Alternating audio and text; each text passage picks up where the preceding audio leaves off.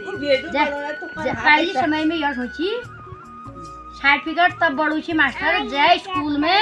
then हाथल इसी करबे वो कान पकड़ी जाए उनको 5 साल पूरा दीजिए तो सर्टिफिकेट में 5 साल दर्ची मैं बाबू को पता ही नहीं रही मैं नाना को कब साल है ये हिसाब भी सर्टिफिकेट बढ़ी या कान पर हाथ पहुँचना हिसाब अब जय जय सब लोग अपन अंतना कान पकड़ो पास करिया जय नंते 5 साल से ये हाथ कहाँ पहुँचना उनको कब साल है तुमको अंदाज आ जाओ 5 साल है नहीं है 5 साल है नहीं है कोई बोलने अब तो मेरे को धरो आएगी भाई ये का 3 साल रही इसका हाथ नहीं दिया है देखो देखो हाथ नहीं पहुंचा है क्या जा तू बाव के पहना तो बरू देखिए ये मैं नाचिंगे ये ये नाचिंगे 3 साल है ये हाथ यानी पूछना है अब जब ये 5 साल हो जाला ये हाथ कान पूछ जालियो आई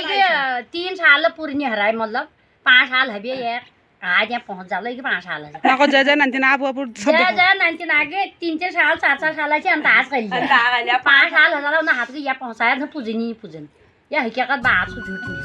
हमारे समय में नियर मैं आप लोगों ने हमारे अब तो फेसबुक में था